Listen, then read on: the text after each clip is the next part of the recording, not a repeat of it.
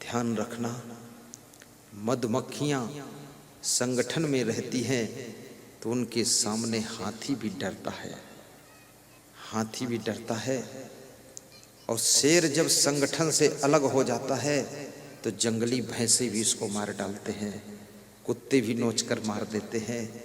इसलिए संगठन में जो सुख है, संगठन में जो सुरक्षा है, वो कहीं और नहीं है। भाई भाई, देवरानी जेठानी, माता पिता, पुत्र पुत्र, सब मिलजुल करके रहो। कभी बंटवारा की स्थिति आ जाए, हंसते हंसते बंटवारा कीजिए, लड़ाई झगड़ा मत कीजिए, और बंटवारा भी बहुत विवेक से कीजिए। दो भाइयों में बंटवारा हो रहा था, छोटे भाई ने कहा 3 हिस्सा लगा दीजिए, तो बड़े भाई ने कहा 3 की क्या जरूरत, 2 ही भाई है। बोले लगा दीजिए आप, तो लगा दिया। बोले किसके लिए हिस्सा तीसरा, माता जी के लिए। माता जी को हिस्सा की जरूरत नहीं, मेरे साथ रह लेंगी। बड़ा भाई बोला, अरे बोले माता जी, छोटा भाई बोला मेरे साथ रह लेंगी, लेकिन फिर भी 3 हिस्सा लगाओ। 3 हिस्सा छोटे भाई ने लगवाया और कहा कि 2 हिस्सा बड़े भाई तुम ले लो और 1 हिस्सा हम लेंगे। बोले क्यों, बराबर होना चाहिए, 2 भाई हम हैं। बोले बराबर इसलिए नहीं, आपका जब जन्म हुआ उसके बाद 9 बहनों का जन्म हुआ है, और उसके बाद 10वें नंबर पर मेरा और 11वें नंबर पर जन्म आया। तो मैं तो अभी नया हूँ, 30 साल उम्र है, और आपकी उम्र तो पहुँच गई 60 साल में। आपकी सारी कमाई इस फैमिली में खर्च हो गई, अब बूढ़े हो गए आप, आपके हाथ कमजोर, पाँव कमजोर, कुछ कमा ना सकोगे। तुमने जो कमाया सब ये बन गया जो बनना था। अब ये मैं आधा ले लूँगा, और मैं 30 साल का हूँ, मैं कमाऊँगा भी 40 साल तक, तो मेरा कमाया तुमको तो मिलेगा नहीं। इसलिए तुम्हारे कमाए से ये सब बना है, इसलिए 2 हिस्सा आपके, 1 हिस्सा मेरा, और मैं कमाऊँगा तो मेरा भी 2 हिस्सा फिर हो जाएगा। तो बड़ा भाई रोने लगा, बोला अगर ऐसी बात है तो बंटवारा नहीं करूँगा, साथे में मर जाऊँगा, बाद को बंटवारा होगा। ये सब प्रेम होना चाहिए। इस दुनिया में लेकर क्या जाओगे, कुछ नहीं। कलह कलेश मत कीजिए, गम भी खा लीजिए, गम खाने वालों को ही सुख मिलता है। सहनशीलता को बढ़ाइए।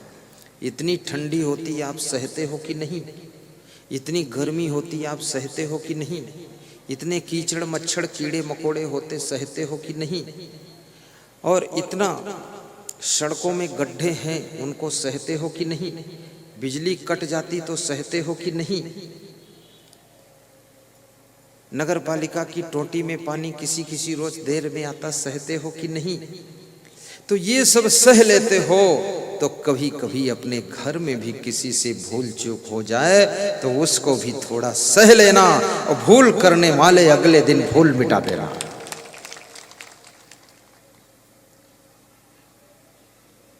मन सोहरौना नहीं बनावे, सहनशील बनिया पे रहावे।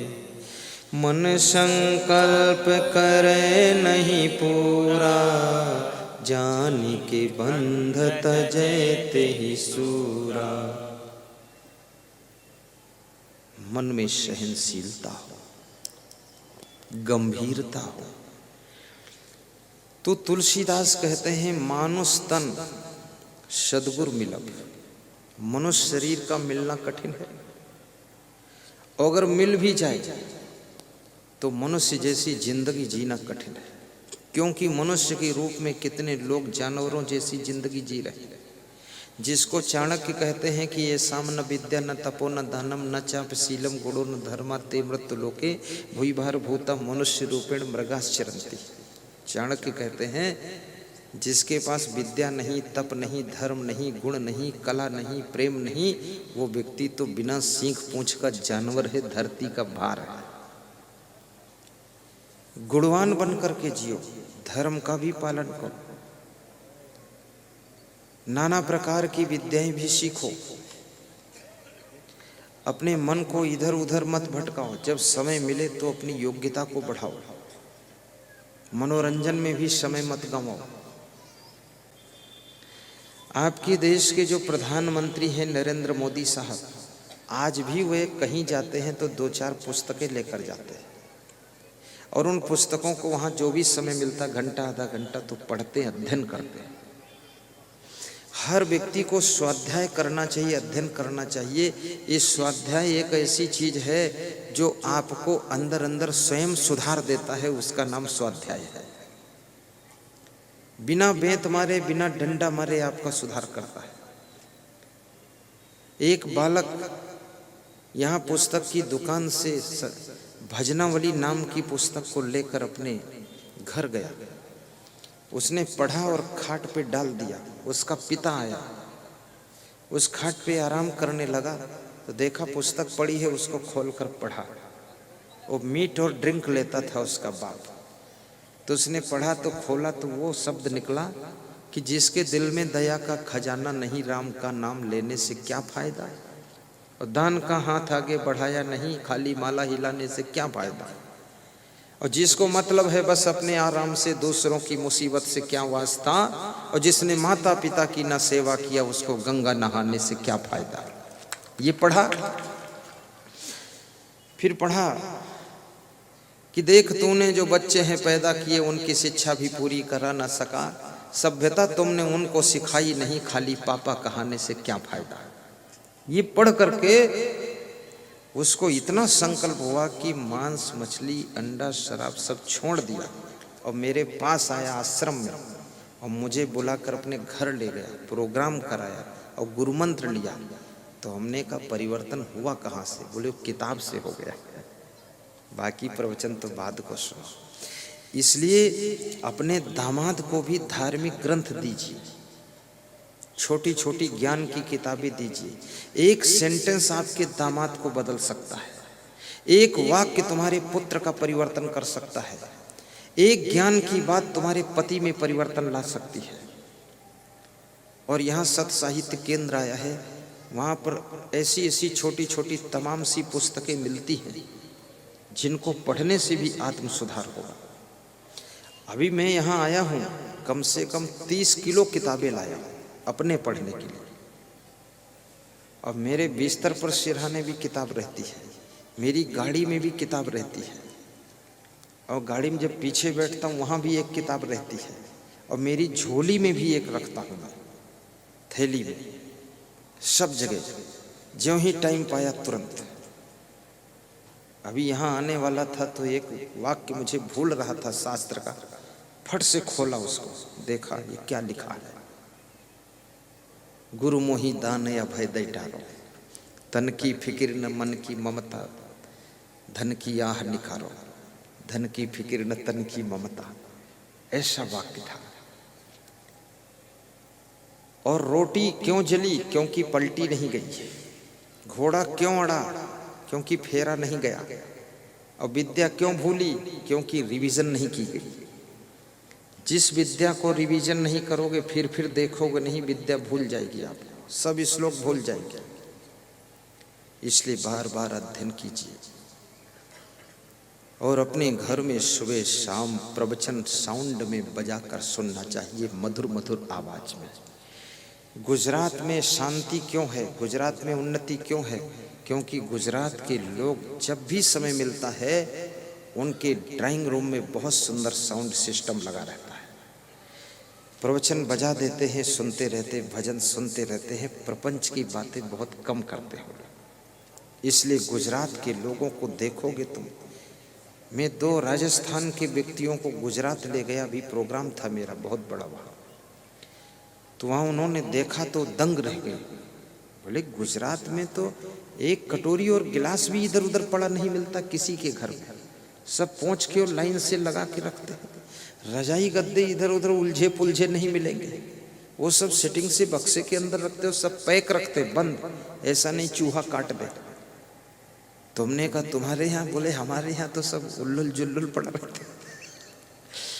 और जिसके घर में सामान सेटिंग से रहेगा और जिसके घर में व्यवस्थित सारी सेटिंग रहेगी, उसके घर में ही लक्ष्मी की कृपा होती है, वहां दरिद्र नहीं आता है। जिसके घर में सामान बिखरा पड़ा रहता है वहां कभी संपन्नता नहीं होती।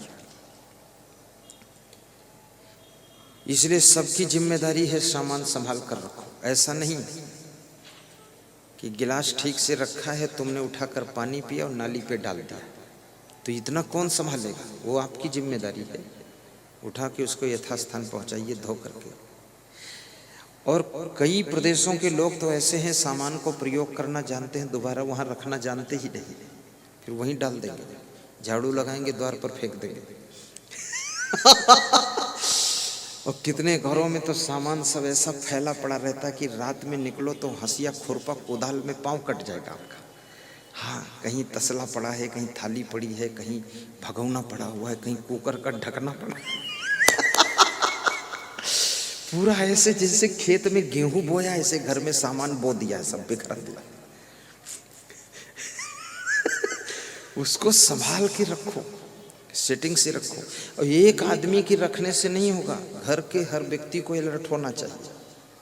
जिस घर में एक महिला सामान को संभाल कर रखती है और सारे लोग इधर उधर डालते रहते, वो महिला पागल हो जाती है। वो सबको बोलती रहती, इधर उधर क्यों फेंकते हो, उधर क्यों रखा, इधर। दिन भर वो राम का नाम लेते ही नहीं, यही बकवास में पड़ी रहती। और जिस घर में एक भी महिला सेटिंग नहीं करती है तो वो भी कुछ बोलती नहीं, क्योंकि वो उनसे ज्यादा विकट ऐसे है। वो रजाई फेंक देती है नाली में, पड़े रहने दो, उसी में पांव लगा दो, कोई बात नहीं। ये नरक मत बनाइए। सामान को सेट फिट रखिए, सबका ख्याल रखिए, गम खा कर रहिए, अतिथि का सत्कार कीजिए, भोजन कीजिए, उसमें जूठा मत छोड़िए, जितना खाना उतना लीजिए, फालतू भोजन मत लीजिए। अन्न को ब्रह्म माना गया है, अन्नम विजानात ब्रह्मम। अन्न को अपमान नहीं करना चाहिए। बर्तनों को साफ सुथरा रखिए, कपड़े भी शुद्ध कीजिए, प्रसन्न चित्त रहिए, आपस में भी प्रसन्न होकर बात कीजिए। जहाँ शांति से बैठना चाहिए शांति से बैठिए, जहाँ हंसने लायक वहाँ हंसिए, जहाँ मुस्कराने लायक वहाँ मुस्कराइए, जहाँ चुप रहने लायक चुप रहिए, जहाँ रोने लायक वहाँ रोइए। ये करना पड़ता है। किसी के यहाँ कोई मर गया तुम वहाँ जाकर खीसे काटो हंसो, उल्टा हो जाएगा। वहाँ थोड़ा आंसू तुम्हें आने चाहिए, दिल पिघलना चाहिए। और किसी के यहाँ शादी हो रही, ढोल बज रहे, तुम वहाँ बीच में खड़े रोवत हो तो अच्छा नहीं लगता। तुम भी उसी में हंसो, ठीक है, जय हो, चलते रहो। माहौल को देख करके कार्य कीजिए और सदैव अपने आप को निश्चिंत भी रखिए, चिंता मत कीजिए, क्योंकि आपके बाप के बाप के बाप भी चिंता कर कर के मर गए। आपकी सासू की सासू भी टेंशन में ही मर गई। ये सारा संसार चिंता और टेंशन में, शोक में मरता चला जा रहा है। तुम शोक मुक्त होकर, चिंता मुक्त होकर, प्रसन्न चित्त होकर के जियो और प्रसन्न होकर के मरो। कबीर कहते हैं, जेहि मरने से जग डरे मेरे मन आनंद, और कब मरी हो कब पाई हो पूर्ण परमानंद। कबीर कहते हैं, लोग मौत से डरते हैं, घबराते हैं, लेकिन मौत का नाम सुनकर मेरे मन में आनंद उठ रहा है कि कब मरूंगा और कब पूर्ण परम आनंद को प्राप्त करूंगा। कबीर मौत को गले लगाकर स्वागत कर रहे हैं, क्योंकि मौत को पहचानो तो मौत है क्या? मौत कोई चीज नहीं है। मौत केवल तुम्हारे पुराने शरीर को लेती है और नया शरीर प्रदान करती है। मौत का इतना काम है।